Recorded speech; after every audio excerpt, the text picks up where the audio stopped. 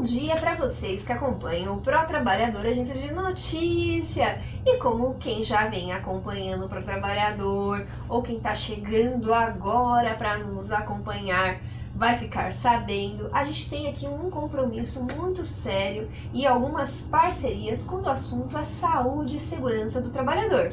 Aí vocês vão falar assim, mas Regina, trabalhador é somente o funcionário em carteira? O trabalhador é o autônomo, é o funcionário em carteira, é o empresário, ou você empresária não se considera trabalhador? Eu empresária me considero trabalhadora. E no nosso dia a dia do trabalho existem riscos de saúde e de segurança.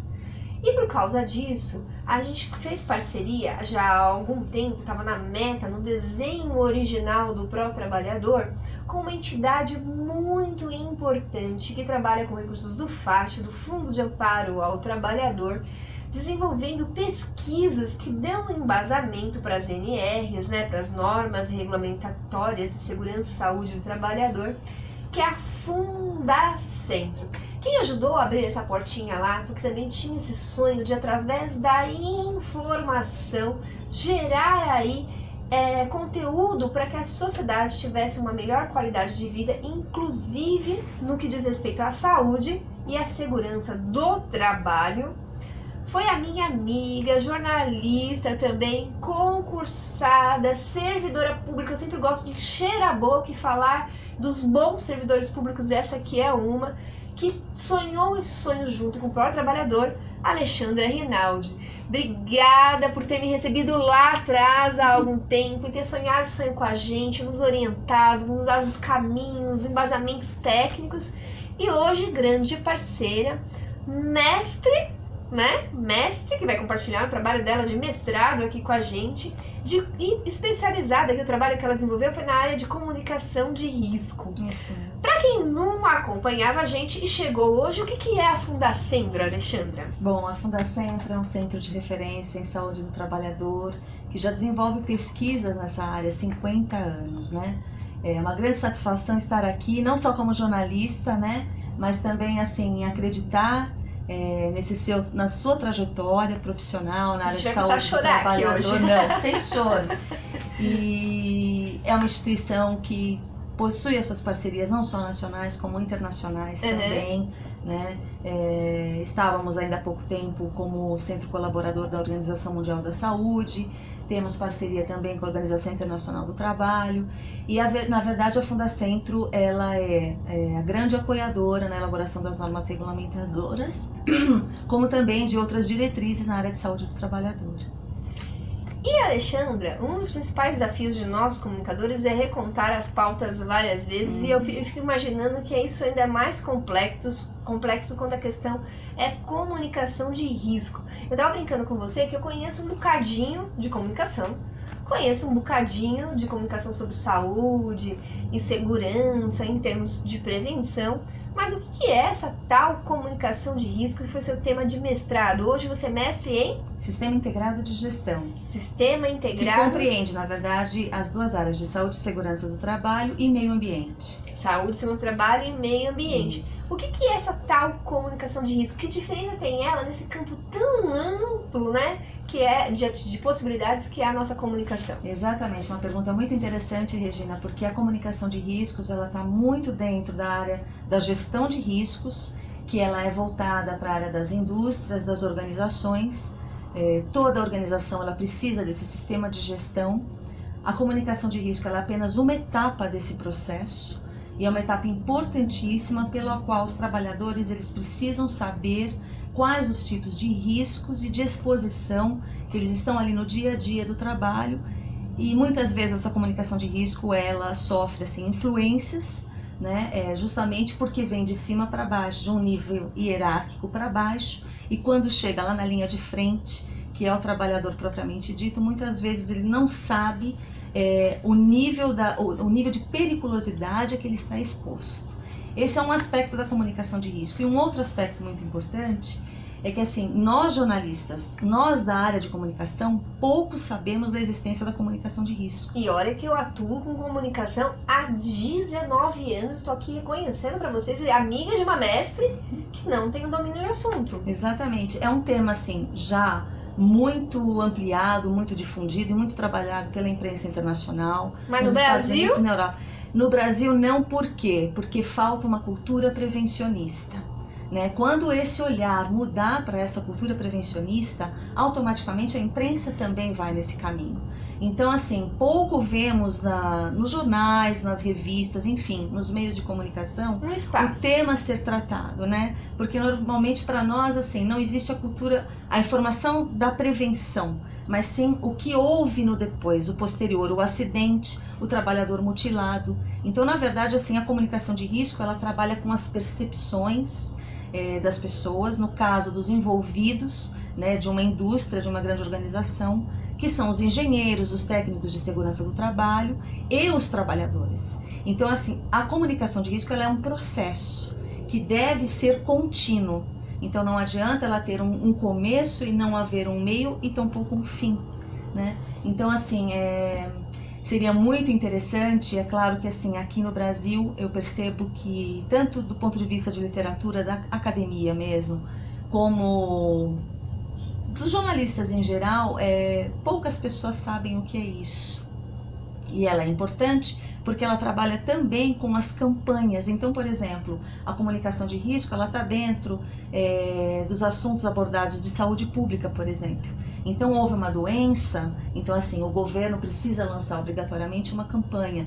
Isso é uma comunicação de risco. Tipo essa que tá bem aí, os vírus das zicas e tudo mais. Exatamente, o antibioterrorismo, o antrax na época, doenças que vão e que voltam, né? Porque Tá tendo surto de sarampo. Exatamente. Tem gente morrendo de sarampo. Quando que a gente imaginar, Lê, que a gente teria de novo surto de sarampo? Surto de sarampo. Isso tem a ver até com as imigrações, um monte de gente chegando em Exatamente. diversos lugares do país de forma ilegal, de forma não controlada, de forma não assistida, sem política pública. Exatamente. Então, essa também é uma forma de comunicação de risco.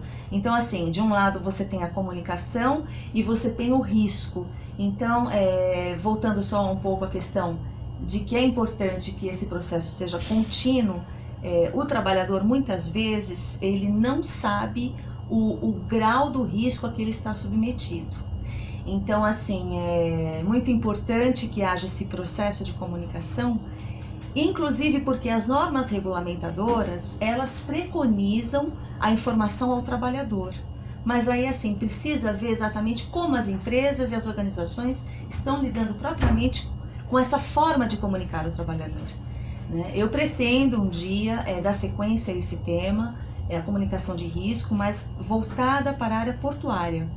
Eu tenho Só no uma porto grande é um desafio, hein? Exatamente, eu tenho uma grande curiosidade em saber como que os trabalhadores da área portuária recebem as informações, porque aquilo é um mundo à parte. Macaé, presidente da construção civil aí do Porto de Santos e a região.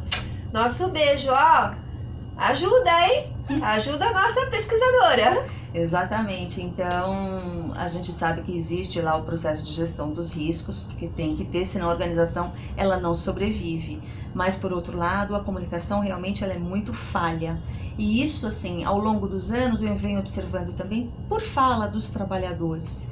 Não foi a proposta do mestrado, né, da dissertação que eu elaborei, porque na verdade a proposta inicial foi fazer uma revisão da literatura, justamente porque o tema aqui ainda é muito incipiente. Falta literatura. Falta muita literatura e falta, na verdade, muita informação sobre a própria comunicação de risco.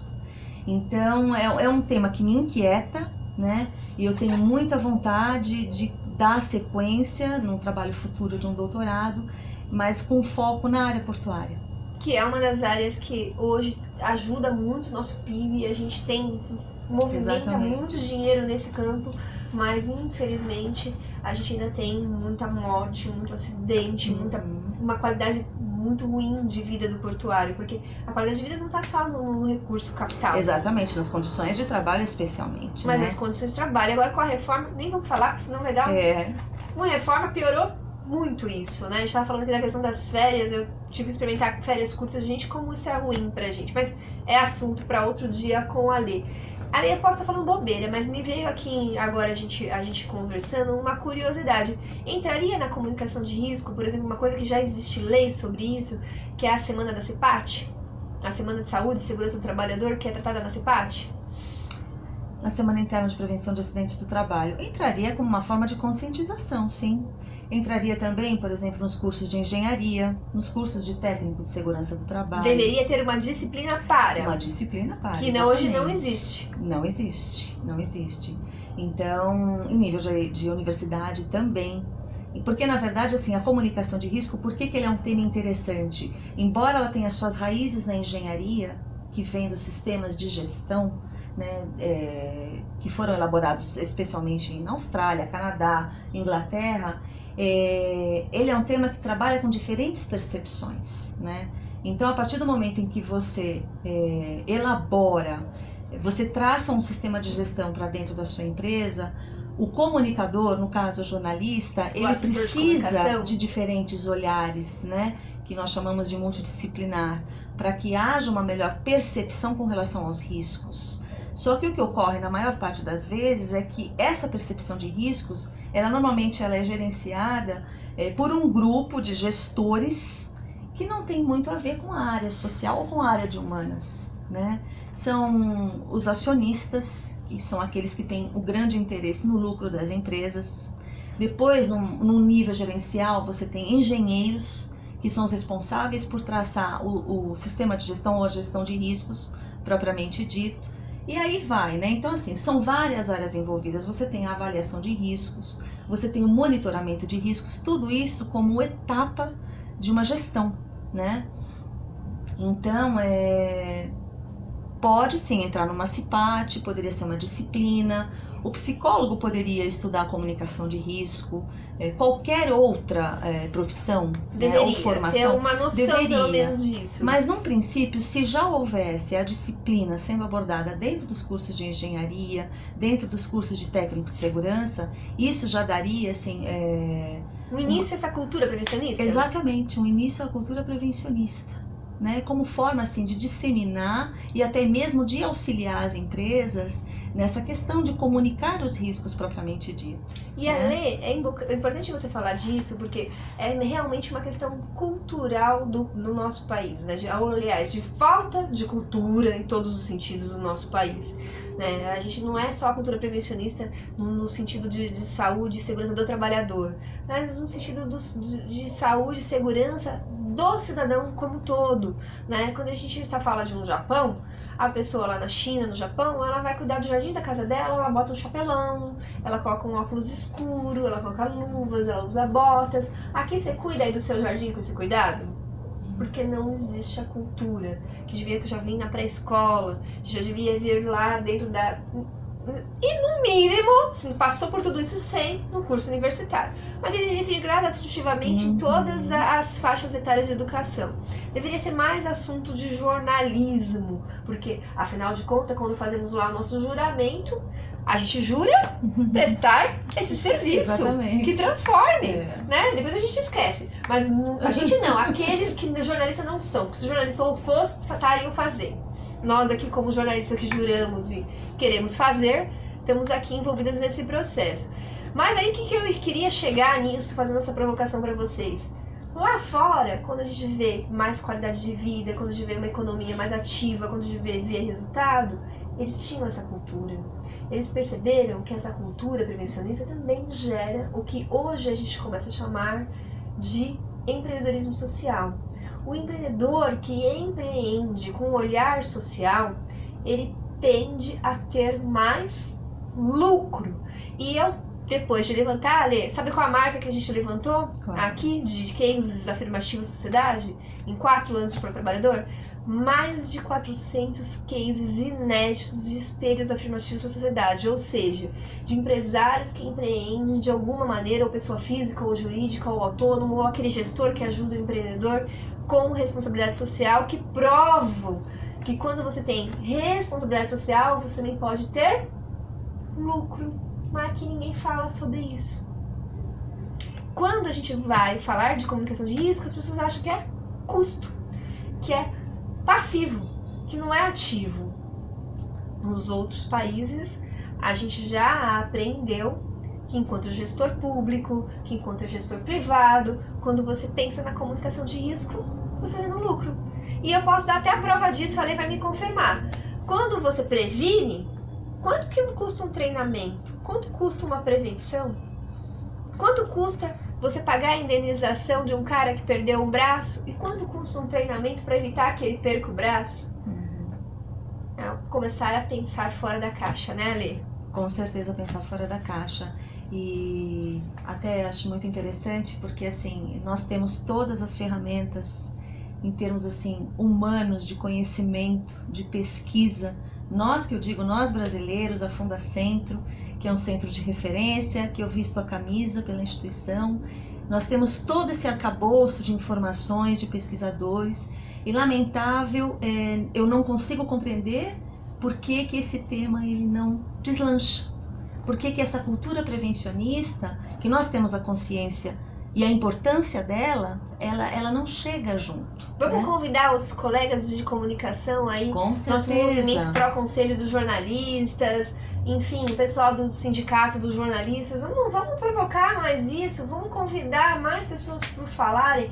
Essa é a meta do Pro Trabalhador. Até 2018 será a maior agência de notícia quando o assunto for empreendedorismo, trabalho e geração de renda. Porque a gente quer exatamente provocar você aí, colega de comunicação das grandes emissoras, dos grandes veículos, a falarem com aquele cuidado que hoje a gente sabe que muitas vezes não estão conseguindo ter em razão dos enxugamentos das máquinas, de temas tão importantes quanto esse, né, que é a comunicação de risco.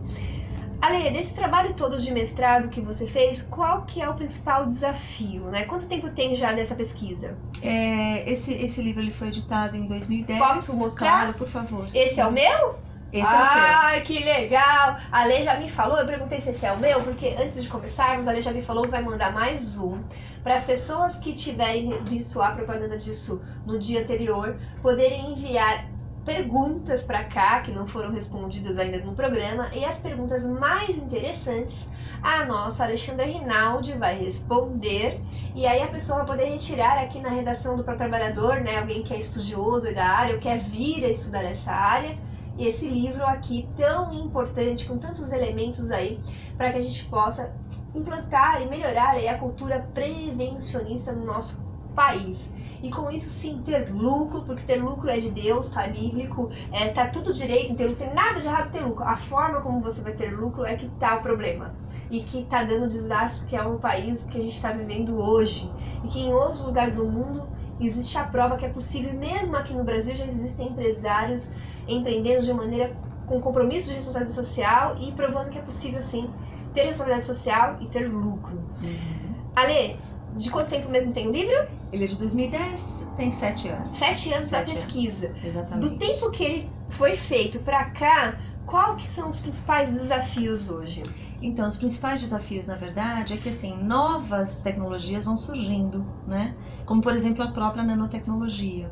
Então, nós temos aí um outro desafio para as organizações e saber, no caso da comunicação de riscos, como vai haver essa interação. O que é a nanotecnologia, para quem não sabe? É o estudo das micropartículas, das nanopartículas. Então, por exemplo, dos átomos, eu não sou a química apropriada para explicar, mas Por assim, cima. são partículas microscópicas que transformam produtos, enfim, transformam aquela matéria original numa outra matéria. Que é algo muito novo, mas hoje é um mercado onde se empreende ou, consequentemente, onde se tem profissionais atuando e existem riscos que eles precisam Grandes conhecer, tanto eles empreendedores, para que eles tenham um lucro adequado, quanto os trabalhadores para prevenir, porque a sociedade inteira paga com esse risco aqui. Exatamente. Esse risco ainda é pior da Exatamente. nano, né? Porque ele é um risco que ele multiplica, não fica Ele só nele. multiplica, ele manipula, na verdade, ele está manipulando. Leva para casa dele, contamina a sociedade inteira. Então, assim, como vai ser a comunicação, né, de fato? Quais os tipos de riscos? Há pouco tempo vai ser publicado pela Fundacentro também um livro em parceria internacional com Ai, adoro pesquisadores de ouvir isso fora. em primeira mão. E é um livro sobre nanotecnologia e seus desafios, né? Então, na verdade, um dos capítulos é sobre a comunicação de risco e a comunicação científica, que é justamente assim, um olhar para esses avanços que estão acontecendo no mundo e como que os trabalhadores, não importa se é um pesquisador, mas ele é um trabalhador, como que está sendo feita essa comunicação? como ele sabe desses riscos, qual o nível de conhecimento que ele tem sobre esses riscos. Então a nanotecnologia é apenas um exemplo, né? Imagino que num curto espaço de tempo novas tecnologias vão chegar e a comunicação de risco ela está presente em todos, porque na verdade ela está presente no ambiente de trabalho. Nossa, como estamos de tempo? Ai, não acredito, Ed. Ai, Ed, você é malvado. Ai, é muito malvado, Ed. Que fala, o tempo acabou, Ale. Ó, já viu que vai ter que voltar só pra esse tema. Fora tantas outras coisas que a gente tem que conversar lá sobre a Fundacentro ainda pros colegas, mas só sobre esse tema a gente tem que martelar aqui mais algumas coisas. É muita coisa. É verdade. Vamos voltar a falar sobre a nanotecnologia. Vamos falar mais sobre comunicação de risco. Eu vou estudar, você falou que é um livro bem técnico, mas vou estudar o livro com carinho para ajudar nesse compromisso aqui, ó. Bate a mão aqui. De trazer e envolver outros. Eu preciso entender para ajudar ela também, para nos ajudar enquanto sociedade a envolver outros colegas jornalistas a abraçarem essa mesma causa. A gente tem uma comunicação de risco que nos atende, uma cultura prevencionista melhor. Marquinhos do Sintesp, vamos envolver isso. Todos. Nosso Armando lá da Federação dos Técnicos de Segurança do Trabalho, tantos amigos técnicos que a gente tem, o pessoal de responsabilidade social, jornalismo, comunicação de risco. Ale, como saber outras informações da Fundacentro? O telefone da Fundacentro, a assessoria de comunicação social, é o 3066-6334, ou pelo nosso e-mail institucional, que é o ACS, A de assessoria, C de casa e S de sapo, @fundacentro.gov.br. E todos eles recebem com o maior prazer. Obrigada por ter vindo aqui. Eu que agradeço, Regina, uma grande satisfação, e a gente deseja muita sorte para todo o programa aí do Pro Trabalhador e toda a sua iniciativa. Agradecimento a Deus Pai Todo-Poderoso, ao meu anjo aqui na Terra, o Ed, a toda a nossa equipe que está crescendo a cada dia, que a gente possa continuar à frente dessa ferramenta trazendo informações que transformem. Até mais!